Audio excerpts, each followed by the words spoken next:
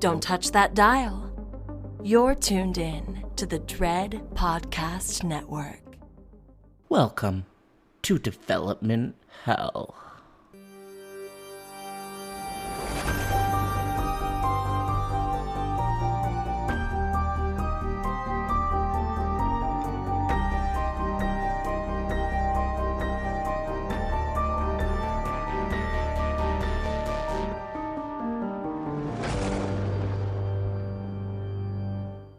For every horror movie that hits V.O.D, countless others end up D.O.A.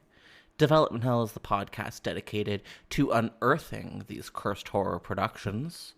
We're going to find out what went wrong, and then decide if these titles still stand a shot at the green light. I am your host, Josh Korngut.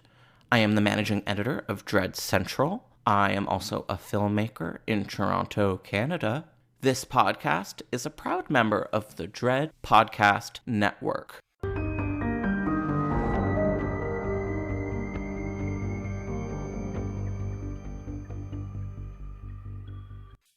Hi, everybody, and welcome back to a brand new episode of Development Hell. Today we are tackling one of the most infamous cases of a horror film trapped in development hell, and that is Guillermo del Toro's never-made big-budget adaptation of At the Mountains of Madness. This is an H.P. Lovecraft adaptation, so that means it's already going to be difficult to achieve. And it's also a Guillermo del Toro adaptation. And there are just so many awesome Guillermo del Toro projects stuck in development hell, and we appreciate that. Today, we are going to use some information from the Kingcast, IndieWire, and Wikipedia, so check out our show notes if you want more information. We have with us today a very exciting returning guest judge. We have Drew Tinnin. He is a staff writer here at Dread Central and just a really important voice in horror journalism, so we're excited to have him back. Drew, how's it going? It's going well. I'm glad somebody thinks I'm an important voice in horror journalism. That's you good are. I appreciate that. I've definitely been doing it a while, so if that counts for something. I think it definitely does. Drew, can you do me a favor? And in case anyone's forgotten, can you reintroduce yourself to the Development Hell audience? Absolutely, yeah. Well, let's see. I started in the horror space probably like over 10 years ago. When I was in New York, I started working for Fangoria and did their show Fangoria Radio, which is a real blast. We had Guar in studio and did all kinds of fun things, and wrote for Fangoria for a while. Then came across Dread Central. I did my first piece for them. It was a whole thing on William Castle at the Film Forum. And I've been writing for Dread Central ever since, and covering film festivals all over the place, and doing tons of interviews and listicles, you name it. Amazing. Yeah, we're big fans of yours here, and so much so that we've actually had you on the podcast before.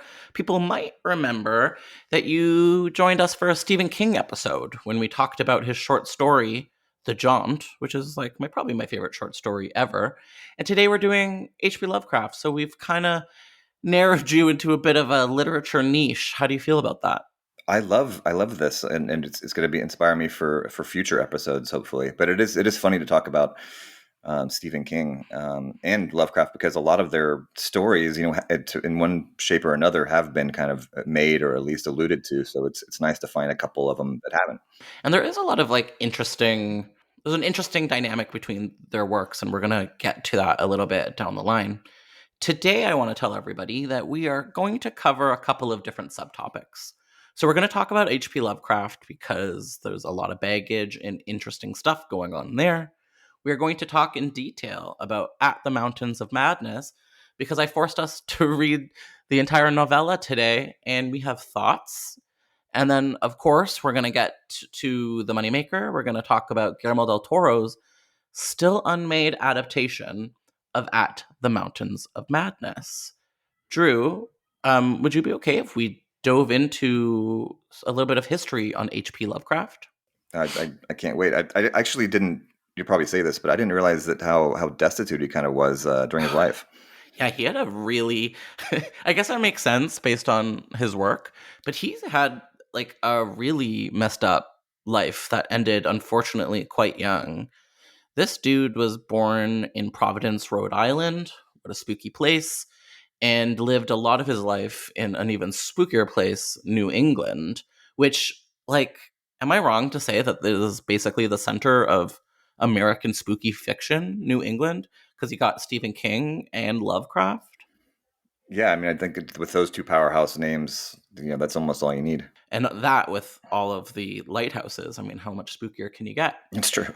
Speaking of spooky, both of this dude's parents were institutionalized in his young life, which couldn't have been fun for him. Sounds traumatic. I don't know, very like Tim Burton character of him. So kind of adds to the whole oeuvre. He was a writer, but during his time alive, wrote mostly just pulp fiction in a lot of like sort of lower class pulp magazines and literary magazines that people didn't really show a lot of respect. He spent time in New York City, and maybe you could speak to this, but New York City took like a big toll on his mental health and his financial health. I can totally relate to that. Yeah. Yeah. You just said you lived in New York City for what, like a good chunk of your life? Yeah, I was in New York for about 10 years. Okay, so you can relate to to Lovecraft's journey in New York. I made it out in better shape, though. For sure. Okay, sounds like. Well, it seems like once he left, he actually started to produce some of his best work. Once he made it out to New England, he started writing things like The Call of Cthulhu, At the Mountains of Madness, The Shadow Out of Time, and a lot of other really iconic works. He would continue to write until his death of intestinal cancer at the age of 46, which is so young. And throughout his entire life, he was never really able to support himself fully on his work as a writer and as an editor. He was virtually unknown during his entire lifetime and was just published through pulp magazines before his death, and then became quite a cult figure after he passed, which is always so sad. Did you know that he, during his time alive, he was basically unknown and kind of destitute? I thought that he had gained some fame before he passed away. Actually, me too. But yeah, it did take a little bit longer. But I don't think it was much longer though. Like after which his is death. Almost like, what a bitch. Like, you die, and then you never know. You never know what the world all of a sudden became super obsessed with you and the huge impact that you had. It's almost like what happens to painters instead of authors.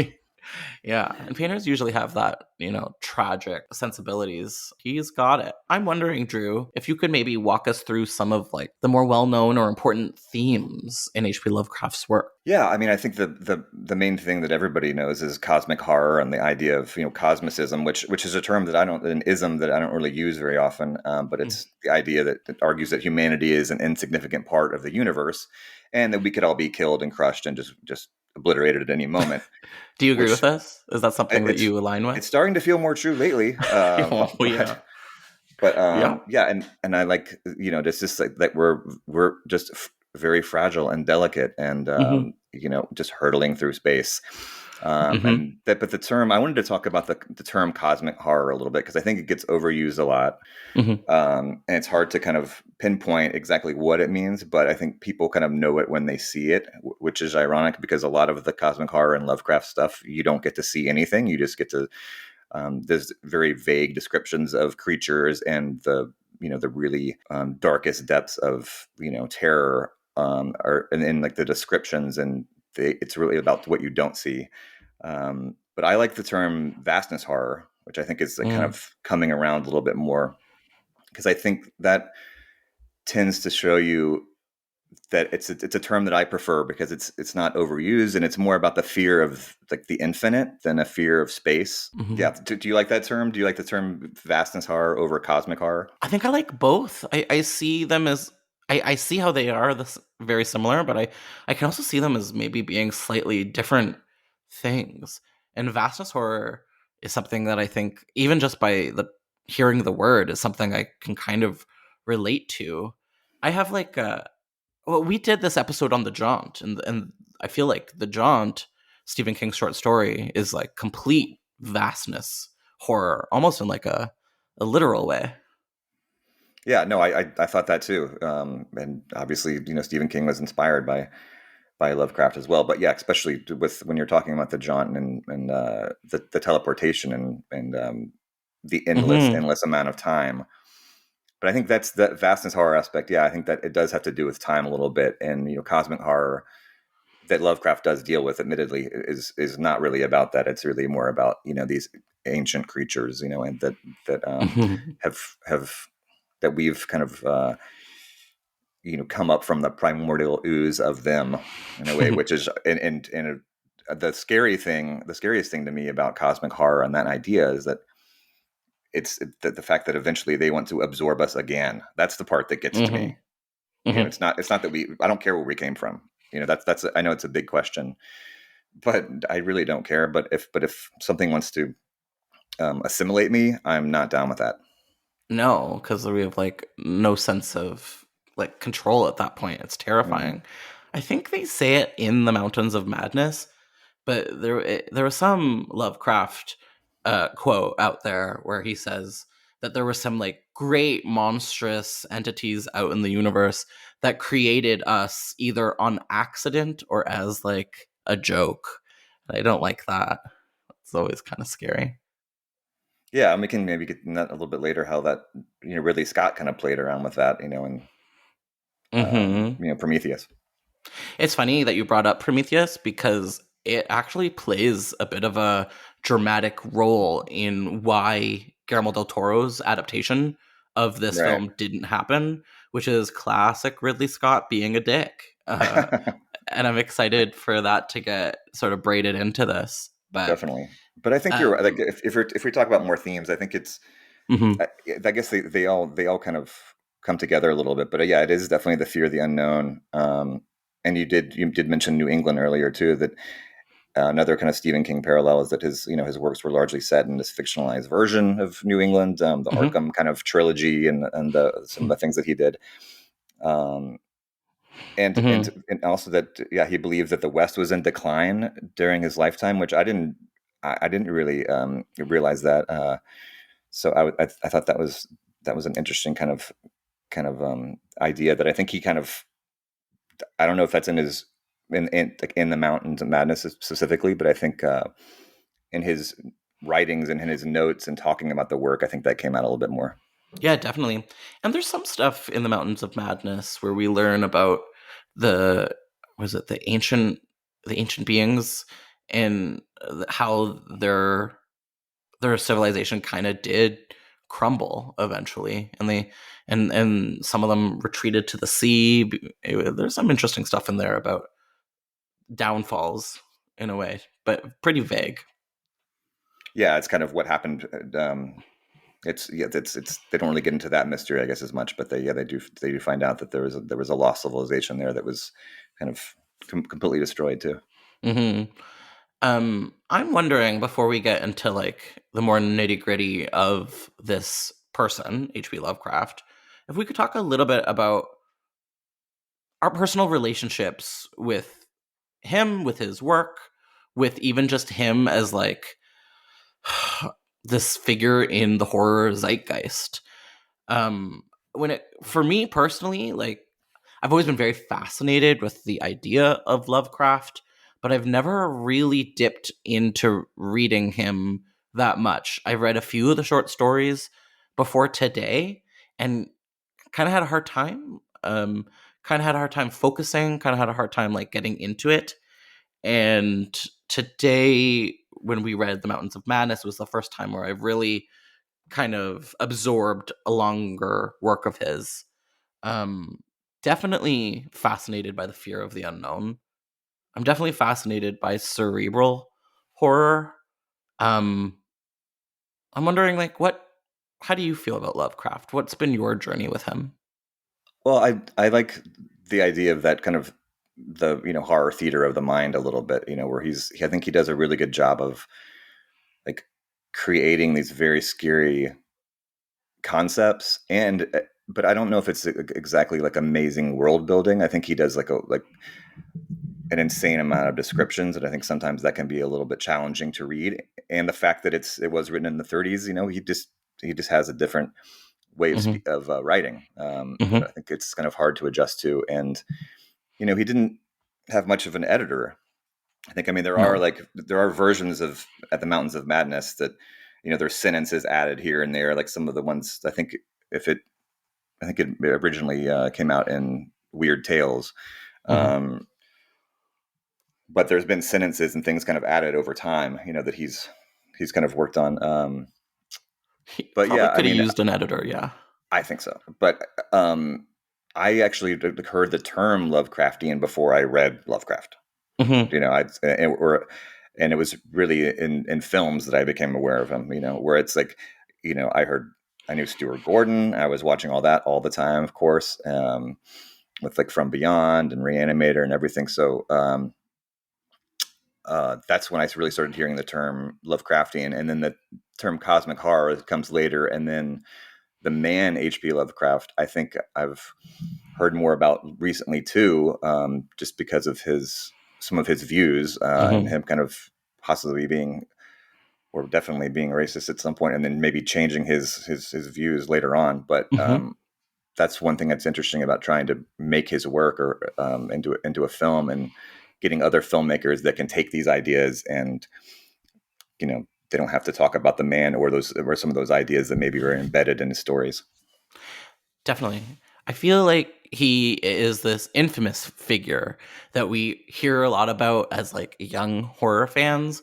And I think some of the information is good and some of it is a little sensationalized. I remember hearing a lot about Cthulhu and like hearing that was always a big touchstone of horror. A lot of old gods, yeah. And like the idea of a scary monster that's so grand and so vast and so unknowable that if you look at it, you just go completely insane, which that's beautiful. Like what a great what a great idea. Yeah, you're right. It is beautiful. It really is. It's not, it's frightening, but that's kind of why it's beautiful. Yeah. And like the idea of these giant monsters in outer space that like are just so indifferent to our puny, like terrible existences. That's always kind of spooky. I remember hearing as a kid that like the big themes in Lovecraft were like fish and vaginas. And I was like, whoa, really? Now I'm thinking that that's not so much the case. I don't think like the fear of women or the fear of like the woman's body, maybe it is in other works. I don't know. But that was always something I remember hearing, that it was like he had a bad relationship with his mom, and now there's like all this weird vaginal themes in his works. That's interesting because like I kind of was aware of that too, but it was also around the time that Alien came out, and it was H.R. Geiger who was definitely obsessed with vaginas. Yeah. In his work. So you start seeing that in Alien, which is an obviously big. It takes a lot from Lovecraft, but yeah. And then speaking of Del Toro, I mean, he's got that amazing full scale, wax figure or whatever it is at a Bleak House at his home. That's like H.P. Lovecraft at a desk writing, I believe. Oh, I was wondering if you'd ever seen the Guillermo del Toro art exhibit at Home with Monsters. I know they toured a bunch of different cities with it. I didn't get to see it, unfortunately, but I definitely picked up Cabinet of Curiosities, his book that came out by Matt Zoller Seitz, that came out a few years back. So that's got a big section on Bleak House, if I recall.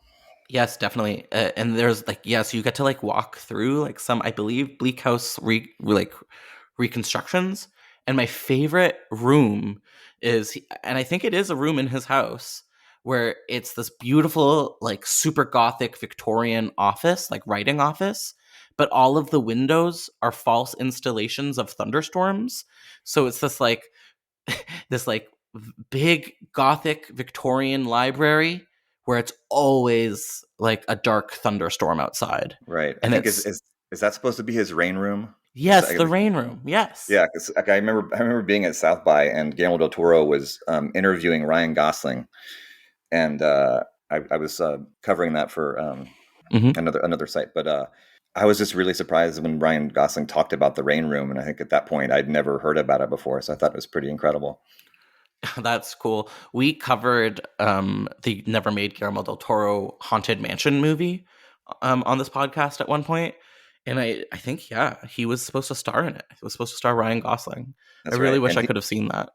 They could have just shot at his house. They could have just shot at Bleak House. And remember that they, like during I can't even remember which fire it was. I lived in San Francisco for a while too, so I've been around the fires a lot.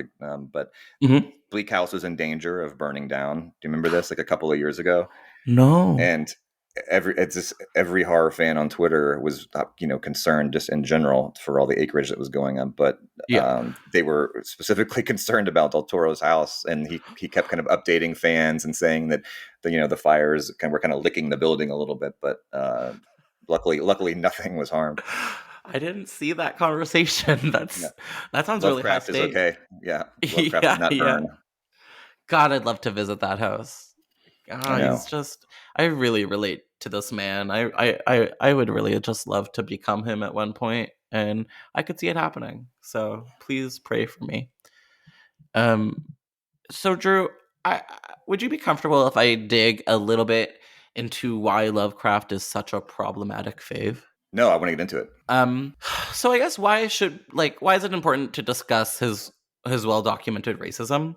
In my opinion, it's so that we get to talk about him, because as maybe I haven't read that much Lovecraft in my life, I do consider myself to be really fascinated with him as a figure, really fascinated with his work, and ultimately, a fan. So I just want to be able to have conversations about him, but I do think it's important when we do that to be honest about his pretty terrible racism. And I think that's what we're about to jump into now. So I think it's well known that Lovecraft is or was a fairly racist individual and had left a lot of written racist remarks against people that were not white. And there has been some scholarly argument that these were just the common attitudes in America around that time, specifically in New England, which I find interesting. I'm not sure why New England would be more racist than other parts of the country. That's just something I have to accept, I suppose. But either way, everyone was racist. He was racist. It kind of doesn't make up for it. He was allegedly even semi pro Hitler in the early days of the Nazi Party. And again, this was not specific to Lovecraft. I think the majority of Americans were at least interested in what Hitler was having to say until he, started becoming more and more violent. And it is said that once H.P. Lovecraft got word that there was violence against Jews in Germany, that he completely changed his mind.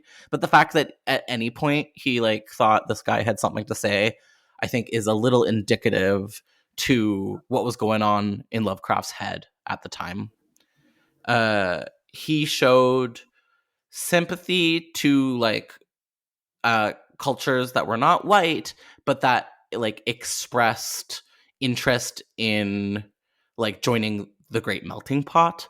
He is kind of famously married a Jewish woman, to which he unquote described as being well assimilated. When you say well assimilated like that, that just comes off she did an acceptable job of appearing white. So that's a dicey term. Oh, it's very dicey. It's terrifying. But it showed that he was okay with you if you're not white or not Christian, as long as you adapted to the white Christian lifestyle, which is kind of like the American melting pot system still to this day. So it's, as we were saying, very, very problematic. Although it is believed that as he grew older and as he traveled more, his views on ethnicity somewhat moderated. But as we said, he died really young, and so there wasn't really that much of a journey that he could have made. It's unfortunate. He was clearly just a very racist individual, and that was to some degree a product of his time. But what's so disappointing is that he has all of this on record. So, product of his time or not, it's just proven that this dude was racist as hell. And it's impossible not to look at his work through that lens, at least to some degree. And it kind of it's a little bit of a rain on the parade, but it's important to remember. Yeah, and that's one thing about being a writer. You write a lot, and so all of your views are right there for everybody to take a look at. Okay. Do you ever think about for us that like there's just so much of our thoughts on the internet that like hopefully they all age well. Yeah, luckily, I guess a lot of them aren't too evergreen because it's mostly covering pretty Yes, recent things in the world of horror and genre and stuff. So once it's read, it's definitely. somewhere out there in the outer space of the internet. Yeah, but there's a lot of it. Drew, I kind of want to talk about the adaptations of his work. Do you think that you could maybe run us through some of the more well-known film adaptations of H.P. Lovecraft's work? Yeah, definitely. I think there's like direct ones, and there's ones that are kind of other filmmakers wanting to do Lovecraft and realizing a studio wouldn't let them, which sounds familiar, but and so they had to kind of throw these ideas into like more of a big budget kind of shell. But I mean, Reanimator for sure. From Beyond is the big one. Those are the two. Like that's when like every kid in the '80s knew who Lovecraft was at that point. I mean, Stuart Gordon and Brian Usna. I mean, those are two classic films that don't look like anything else, and the people had never seen creatures like that, and it came at the kind of golden age of creature effects, I think. For practical effects, I don't think a lot of people would argue with that. And the most recent one is Nick Cage's Color Out of Space, and talk about a problematic person. I mean, filmmaker now is unfortunately very, very problematic. Richard Stanley. And then Dagon is one that. When do you remember seeing Dagon for the first time? Because I was like a kid, and then I was forgotten about it. Yeah, it was a direct-to-video moment in like 2001, so I must have been like 10. Yeah, that's one that I need to revisit again. Which is glad I'm so glad we're talking about Lovecraft, because there's a few things like there's now more of a book list and more of a movie list too. Yeah. That never I remember ends. Dagon being a kind of a direct-to-video moment, if I recall specifically, about fish people. That's all I can remember. Yeah, there's the one that I liked a lot that seemed to be on a lot was Necronomicon. That was with David Warner. It was kind of an anthology and Brian Usna produced that too. So they used the Book of the Dead in that, and then of course they did. I was going to talk about this later with like some better, just like some of our favorite stories, but the Dunwich Horror. That was I think the Dunwich Horror in 1970. That was like Dean Stockwell and Ed Begley and Sandra Dee, I think. Oh, really? That's interesting. I'd like to see some more major ones, but maybe there's a reason that we haven't been able to. Maybe it's just like unadaptable, and that's okay. And B, like maybe this isn't the right era to be adapting a mega racist. Like maybe it's just not exactly the right time. Well, that's what's nice about other filmmakers kind of going in and trying to tackle his work a little bit, like Lovecraft County, and Lovecraft Country. And then I think even Barbara Crampton herself she's been trying to get a Lovecraft project off the ground. That I don't think we can kind of reveal who the director maybe that she's talking to about it. But I think they're trying to get that going. So hopefully that'll happen, because she's the perfect person to produce a Lovecraft adaptation. Before we move on into talking At the Mountains of Madness, is there any other Lovecraft adaptations or even just works inspired by his stuff that you think we need to touch base on? I mean, I think you have to talk about the Thing and Alien a little bit, but I think people that are listening to this podcast, I think already know that. But Carpenter did kind of famously work in the Antarctica idea, and I mean, it goes straight into In the Mouth of Madness, of going and investigating kind of trying to find out what happened to another group or another civilization or something that happened, and then discovering the same horror that they discovered. That setup is At the Mountains of Madness, and it's been in a lot of sci-fi movies, a lot of horror movies, and that's definitely like maybe not the origin, but it's pretty close of that kind of setup. Yeah, and just before we jump into At the Mountains of Madness, the idea of Antarctica is just not something that ever particularly struck me as interesting. I mean, The Thing is fantastic and a classic, and I just I've never really thought about it as a horror trope or as a horror space. But when you're starting to list these locations that summarize the fear of the unknown, you have the depths of the ocean, you have the trenches of outer space, and then of course Antarctica makes sense as something to belong on that list, especially if you consider the fact that when H.P. Lovecraft was really fascinated with Antarctica, that continent had not been explored yet. It was still literally this continent of the unknown, which gives this book that we're about to talk about even more weight. This idea that there's this complete frozen continent on our planet that nobody has explored and anything could be out there. Pretty chilling, and I guess pun unintended. Yeah, that's true. Yeah, you definitely think like what ancient thing might be down there frozen for a long time, you know. Yeah. But it is interesting though. I mean, like Lovecraft was obviously aware of Bird's expedition to the South Pole, and that was late 20s, like 1929. Mm-hmm. So I Very mean, aware.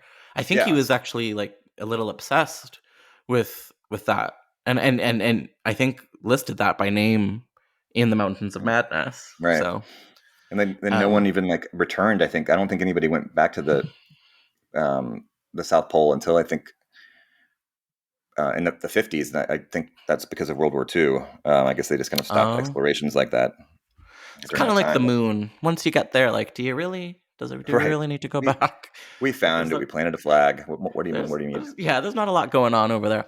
I do want to visit Easter Island at some point in my life.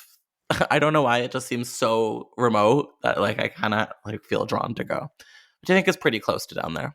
Well, we can go together if you want.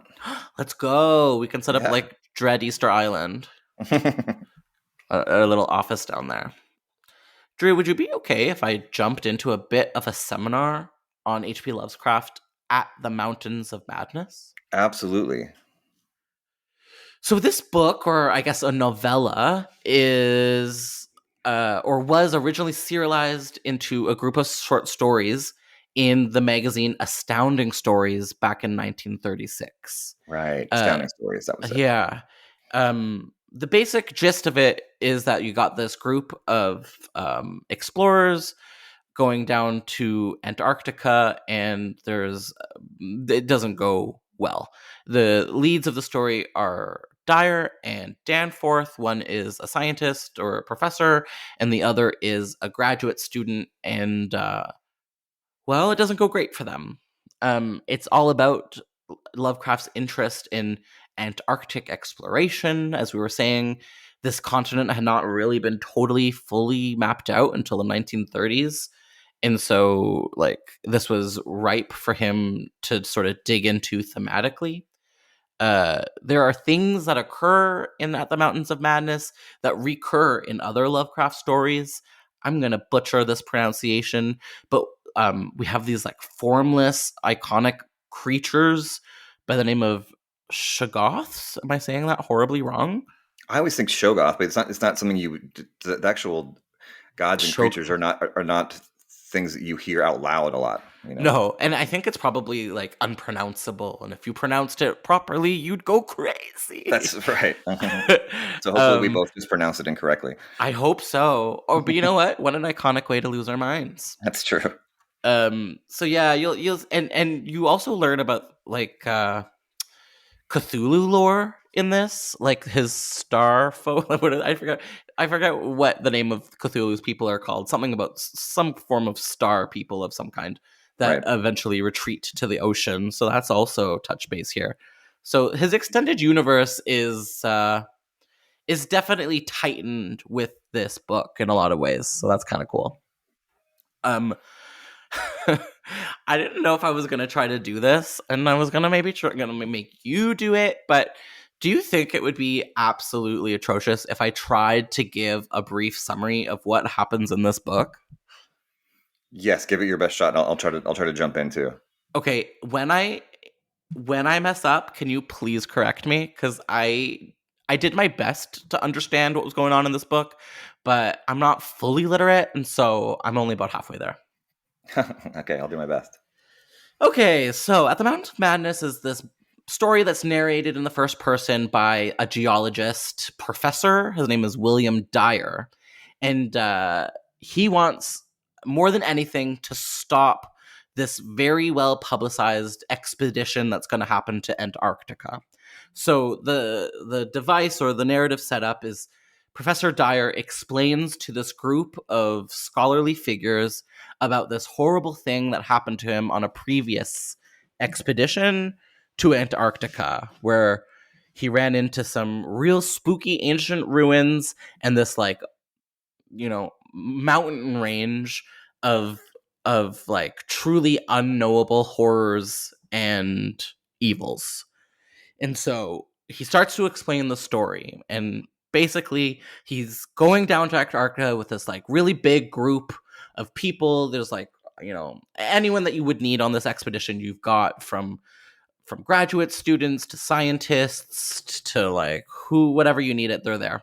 And so they're down there, and there's this point in their journey where a smaller group of professors sort of go off on their own and sort of explore and leave the main group behind.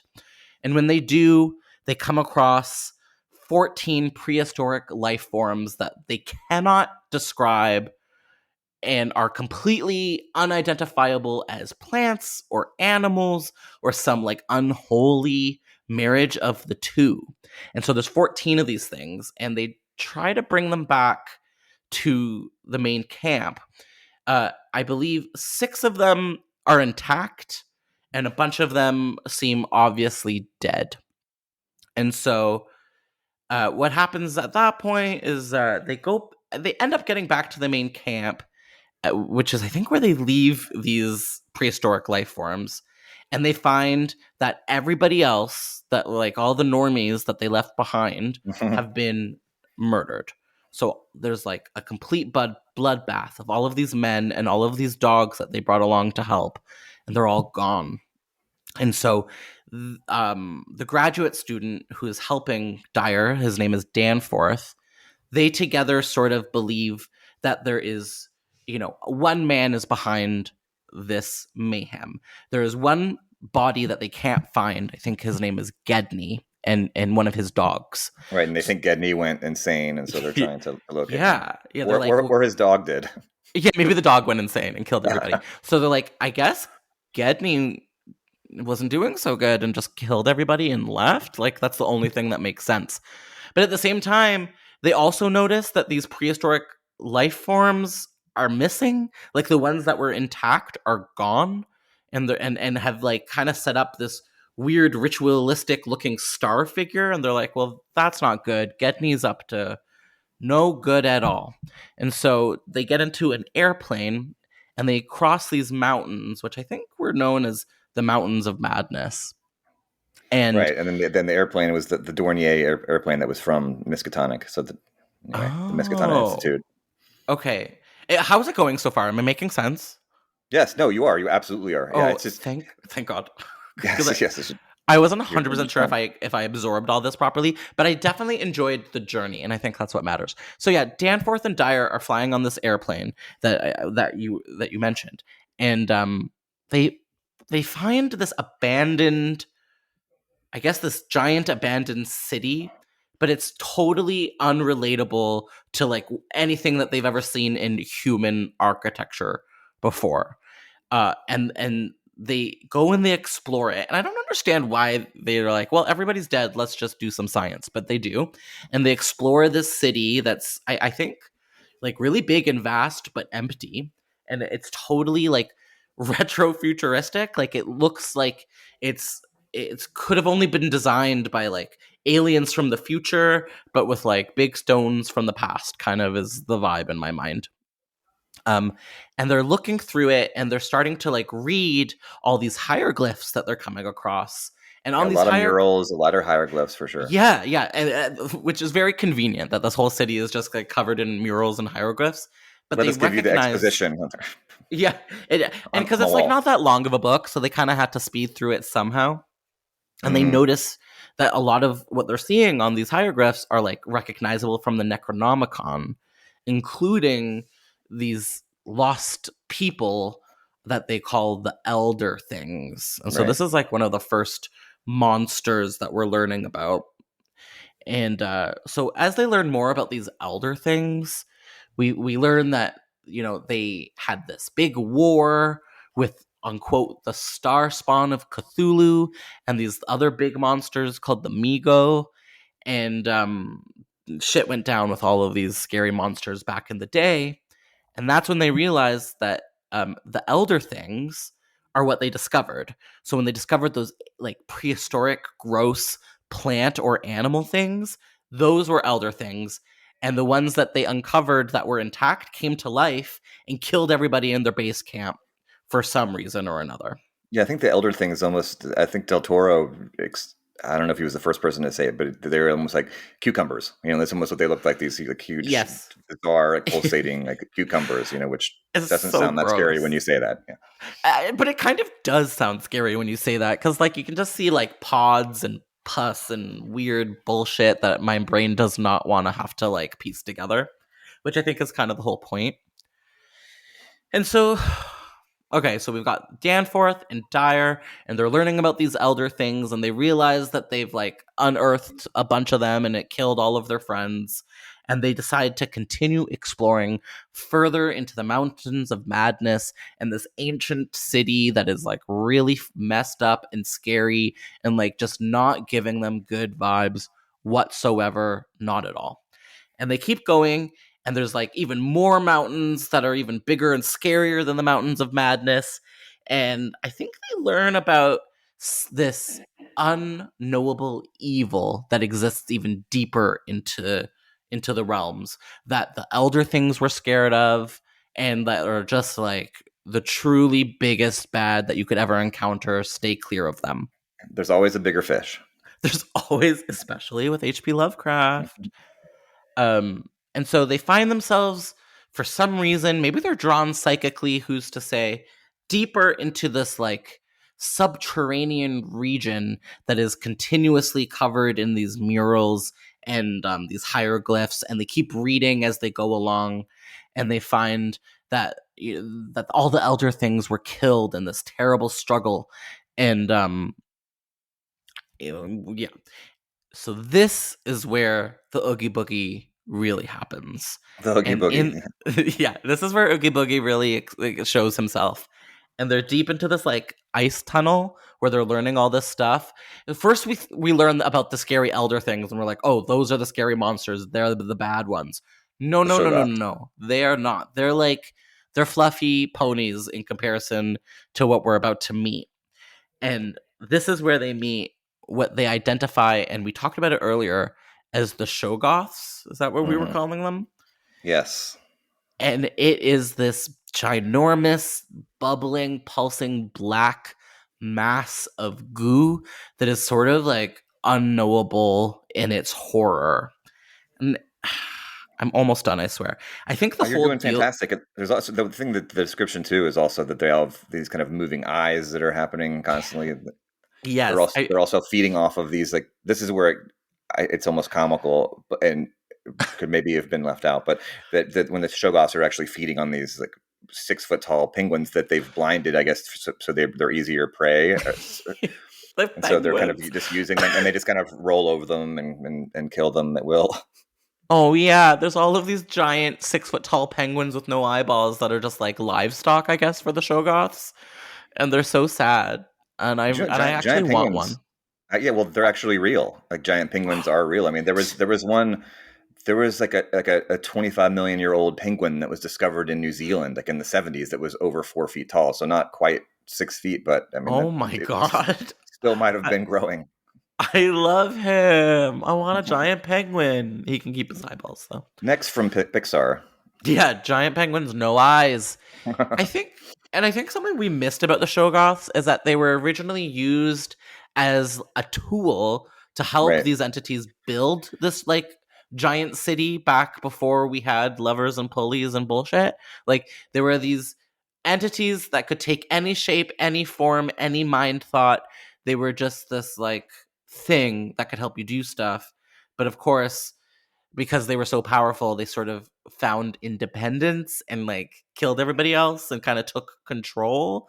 And they sound really scary and gross. So Yeah, I don't think and you want to fuck that with them. their essence, right? Their that kind of primordial space ooze that they have is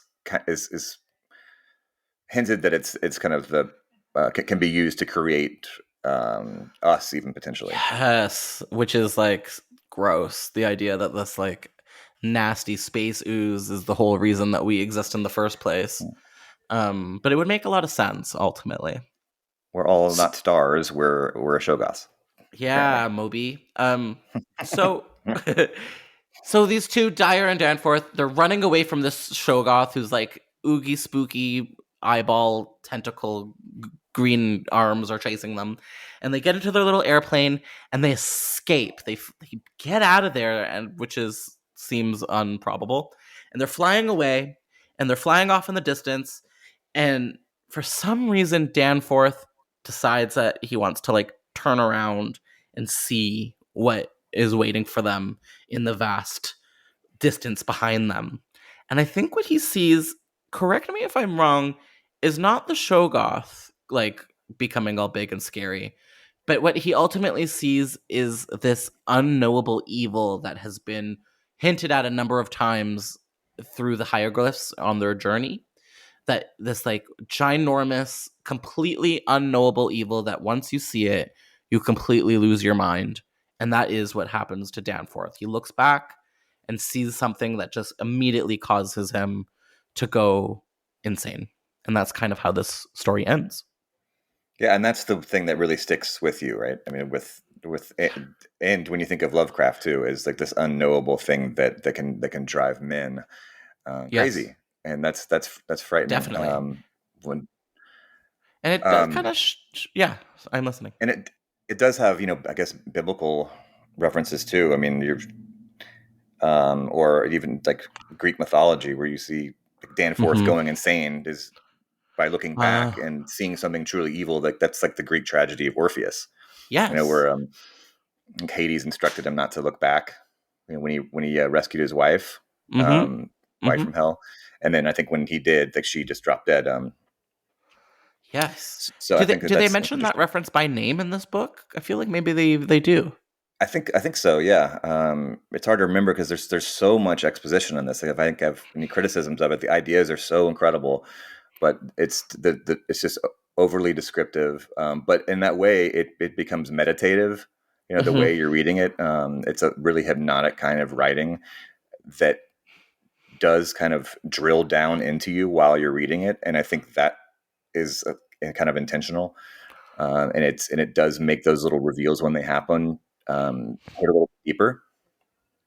I'm wondering if you don't mind, like, what was your impression of the elder things? Like, what did they look like to you? Were they good? Were they evil? Were they like neutral? Like, what was the deal with them? Because I have a bit of a question mark around them in my mind.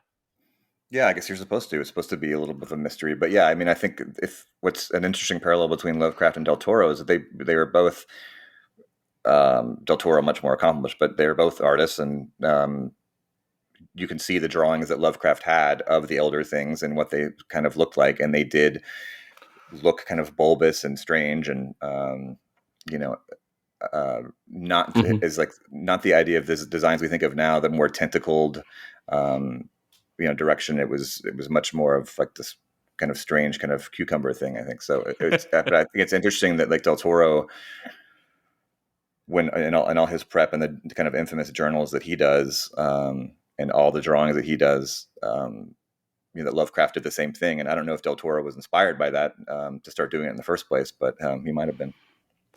And when it comes to this unknown evil at the end, am I right to differentiate that that is different from the Shoggoth? Yeah, I think so. Yes, because I think the Shoggoths are just the almost minions in a way. They're much more powerful than that. But I think Hmm. I think they're an idea of like they're basically shapeshifters, right? But just like a very um, ancient version of that. So So is this yeah, unnamed it's evil different. like the guy that built this entire city? Is like this is like his crib, kind of? Is that your interpretation of it, or am I off? I don't know. I don't like to think about it too much. I like to just because when you think about it realistically, um, it's not very practical to have an unknowable evil that's building all of this, or um, can drive anything insane, especially things that maybe have been created by the Shoggoths and these other creatures. But there is definitely a hierarchy. I have to this. My one criticism here is that I feel like H.P. Lovecraft suffers a little bit from telling rather than showing. Uh, it's like you can say all you Mhm. want that something is this big unknowable evil, but like I don't know. I need a little more than that. I want to like come to the conclusion that this thing is a big unknowable evil on my own. Like you don't need to Well, just like that's push it in true. my face. I guess It's like if you want to personalize it though with Lovecraft, I mean, you did mention that his parents went insane, or they at least they were crazy. So the unnamed evil might be Mhm. going insane, kind of Oh, personified in a way. that's And right. nobody Because really knows why you go crazy. You just do. especially back then when like going crazy just meant you were on your period or something. But Exactly. We didn't really know much about the human brain or the body that much. Well, we no, were not getting at there. all. We just like brought out the leeches and that was that. But That's right. Okay. um I do like it though. I do like it is spooky and it is making you think and it is making you draw your own conclusions. And I mean, I was scared when I was reading this. It did scare me more And than I was expecting it to. all the beats are there. I mean, with you have to remember it is an adventure story. It's just Hmm. so I can see how it can be a pretty incredible horror I think I adventure, lost you. Oh, there you are. especially if it was directed by Del Toro. And speaking of I yeah, could really imagine how it could be a great horror adventure. oh, big time. Would you be ready for us to sort of dip into Del Toro's unmade adaptation? Definitely. Before we dig into all of the facts about this film that never actually got made, I'm wondering if you have a favorite work of Guillermo del Toro. It's probably Kronos. Oh, I interesting.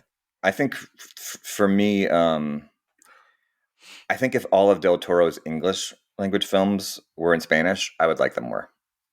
Okay. I think, enjoy all of them, but stuff like Kronos just hits a lot harder for me. And I don't know if he's like quite made an English masterpiece like that, but I think he has in his own language, You could be or his right. first language, I should say. I think it's a very fair argument to make. Pan's Labyrinth is just, one of the most beautiful like horror fantasy hybrids ever made, It's and incredible. Yeah, I think we like not take advantage of it, but like it's always there. But I'm gonna have a hot take here, and my hot take okay, is I don't know if a hot take is just that I like something, but I I I liked or I loved Nightmare Alley so much more than like everyone else I know. Like everyone that I know and respect were actually quite cool on Nightmare Alley. But if I'm going to be fully honest with you, it was like hands down my favorite movie of 2021. There's well, that's just great. something. I remember reading your review. Yeah, you were Oh, definitely into it. I really was. There was I just was too. something. I was too. What were you? Because a lot of people that I like really, really respect what they think were just not into it, and it just wasn't working for them. But the way that he handles film noir was just so pitch perfect. Like he handles every trope there and every beat there with with such precision and specificity, and ultimately I find it to be like really scary and really unsettling and just so beautiful. I love that movie. Just love it. Yeah, and what happens at the end? I mean, Nothing good. not to spoil it completely, but there is kind of a crazed moment, for sure. That's right. Could have maybe a little bit of a parallel, but yeah, I think just Nightmare Alley really works for me because of the circus aspect to it, and I think it. Hmm. Sure, I know Kate Blanchett was saying that she was really attracted to the circus aspect of it, and the camaraderie of the carnival, Hmm. because it reminded her of the theater, and she's like incredibly passionate about Oh. the theater and runs a theater. Ironically, she got to participate in none of those scenes, Yeah, but yeah, true. she She's definitely one of my favorite parts of that film. So now that we've gotten a little bit about how we feel about GDT and a little bit about who he is out of the way, would you be okay if I gave a little bit of a seminar on his adaptation of At the Mountains of Madness? Yes. Go ahead. So it's been about 15 years now that Guillermo del Toro has been working to adapt At the Mountains of Madness. It has been greenlit by multiple studios. It has been rejected by multiple studios. And for some reason or another has just been impossible to get off the ground. Initially, Warner Brothers turned down this project in the late 2000s because it was just way too high budgeted for an R-rated movie, specifically an R-rated movie that did not feature a romance of any kind. And Del Toro has gone on record saying that like it is absolutely counterproductive to put a romance or insert a romance into Lovecraft's work. It just cannot be done. And I think that, I mean, listen, I haven't read that much Lovecraft, but I agree. Like, it would just be such a bad move.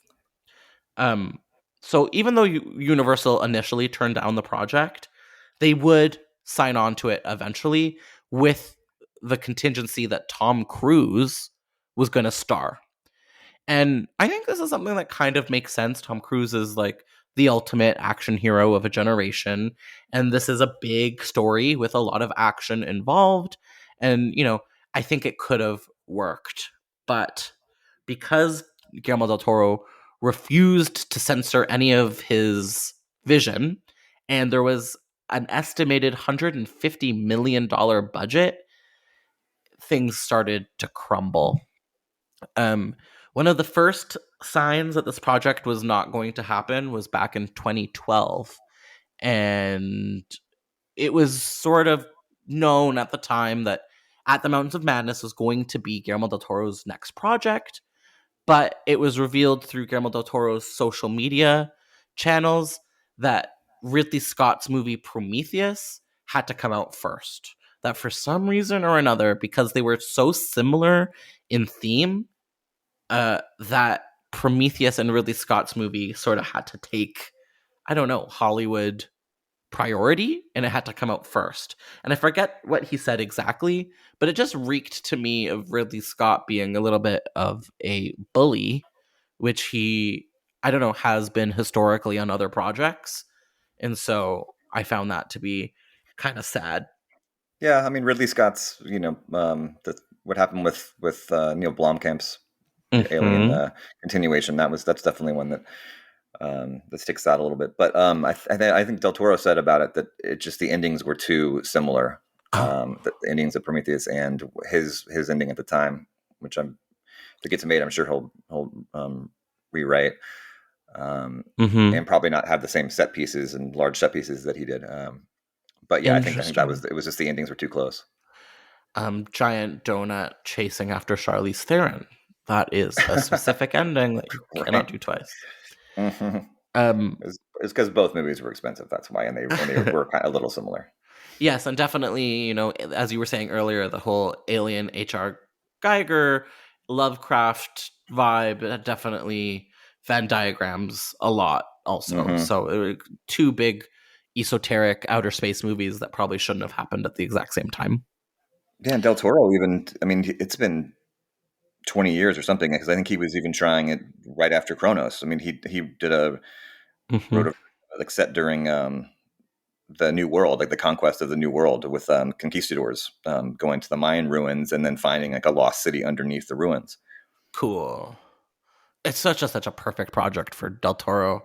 The way just hearing that out loud is just like, ugh, I want to see this. Can Mm-hmm. I give you a quote from Del Toro that he delivered to IndieWire in 2020? Yeah. So, about the project and about this adaptation, he says, it's difficult to tackle. We had James Cameron as a co-producer with me, and we had Tom Cruise to star, and we thought we were going to get it made, and it didn't happen. These are not decisions you make. Most of us filmmakers, we exist in a world that moves above our pay grade. People think that our careers is a series of decisions. Our career is a series of accidents happening with your decisions on top. You don't decide to do one movie instead of another. Ugh, It breaks my heart. This Yeah, poor it's a nice man. insight into the industry. It totally is. Hmm. And it's true. Like, and he says it. Eventually he did get to make Hellboy and Hellboy 2 and incorporated some of the Lovecraftian themes, especially into the second one. And he was just like talking about how he's just grateful that that movie got made. And so, as sad as it is that all of his other films didn't, the ones that get made are sort of the ones that count. So Guillermo del Toro was featured on Fangoria's podcast, The Kingcast, in 2021, where he gives some updates about the screenplay that he wrote and what direction the film might take if he was continuing it today. So he had to say, the thing about oh no. The thing with Mountains is the screenplay the screenplay I co-wrote 15 years ago is not the screenplay that I would do now. I need to do a rewrite. Not only to scale it down somehow, but because back when I was trying to bridge the scale of it with elements that would make it go through the studio machinery. And I think what he's trying to say, or I think what he is saying here, is that at the time he had to make certain sacrifices to establish a big budget movie in Hollywood. Sort of like I was mentioning earlier, with maybe putting in a romance or just doing things to appease the shadowy overlords. But he I could not continues. imagine a romance. I could not imagine a No, romance my in it. God, me neither. But if it was made in 2012 with Tom Cruise, there would have been a romance in it if it had gotten produced. I just it would have happened. Yeah, you're right. But he goes on to say that I don't think I need to reconcile that anymore. I can go far more esoteric and weirder with a smaller version of it. Where I go back to some of the scenes that were left out, some of the big set pieces I designed, for example, I have no appetite for. Like, I've already done that giant set piece. I feel like going into a weirder direction. So I think what he's saying here is that, now, especially now where you can do a whole lot more with a whole lot less money, like, why not go Netflix and go medium or small budget and go as weird as you want? Yeah, no, I agree. Yeah, it'll be interesting to see what happens. I know with the recent kind of shakeup at Netflix, but I think they'll be fine, and the deal's there. But Mm-hmm. I think it's a 3 or 4 picture thing that Del Mm-hmm. Toro has with Netflix. Yeah. He's done a So lot with Netflix too, with all those like YA series that he's done, the right, animated ones. And is now, Pinocchio? Pinocchio's not going to be Netflix, is it? yes, it is. The animated. It is okay. The Yes, it animated is. version. Yep. Okay, And then, of that makes course, sense. there's his new series, The Cabinet of Curiosities. Which I will be watching every episode of for sure. And then I think he wants to do Monte Cristo. I think he wants to do Count of Monte Cristo. Oh, really? I didn't know. I forgot about that, or I didn't know. Yeah, I believe so. Yeah, All but of these are perfect for him. yeah, Have the you seen the Mountains of trailer Madness. yet for Cabinet of Curiosities? I haven't, no, but I'm going to watch it after we're done. That's great. I didn't Check even it know there was a trailer. out. Check Cool. it And I out. wonder, I wonder, Tom Cruise at it's like in the afterword of the book Cabinets of Curiosities, he says that he still wants to do the movie. Oh, really? Yeah, and he's maybe a little closer in age now. I mean, I suppose he would play Dyer. Mm-hmm. And maybe if Dyer and Danforth, if they had a relationship, that could be interesting. Maybe make the ending a little bit more tragic. Who knows?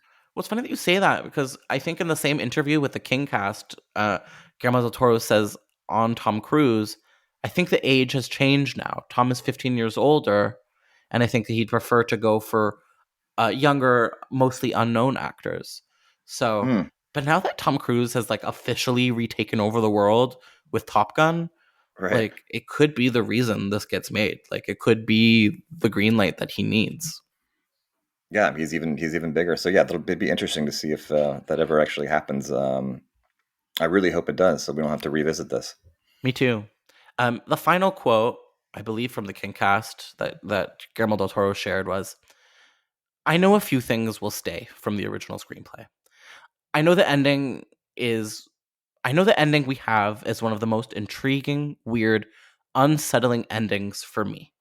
That's about 4 horror set pieces that I love in the original script. So, it would be my hope.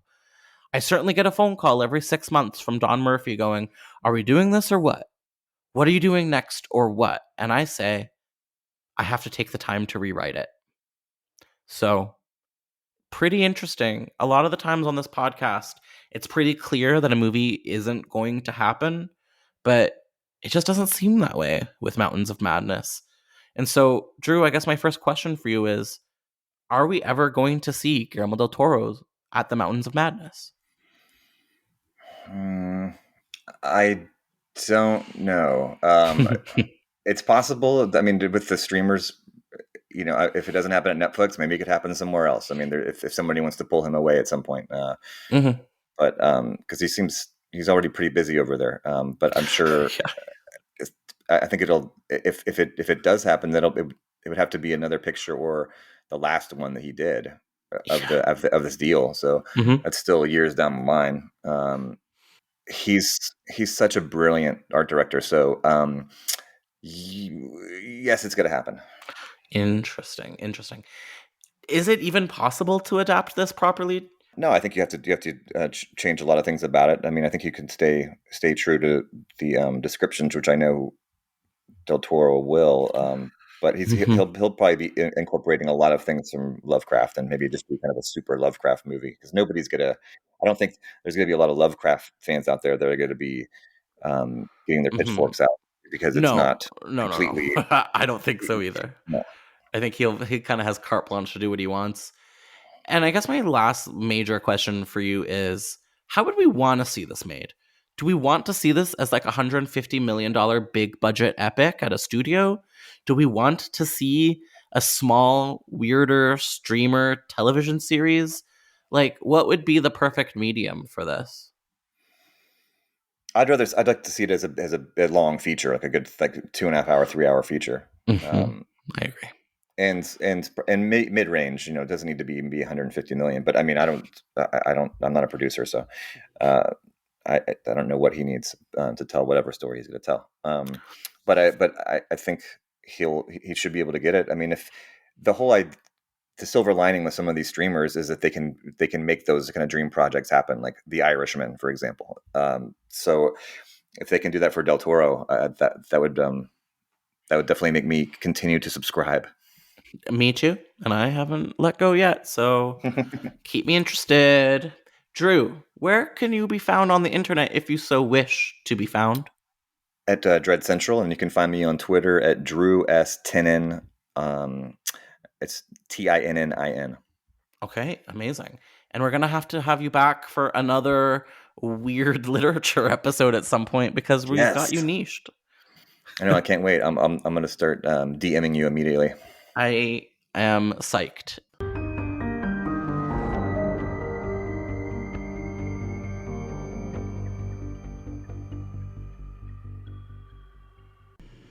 Thank you so much for listening to Development Hell. If you enjoy this podcast, then please do us a major favor of leaving us 5 stars and writing a positive review.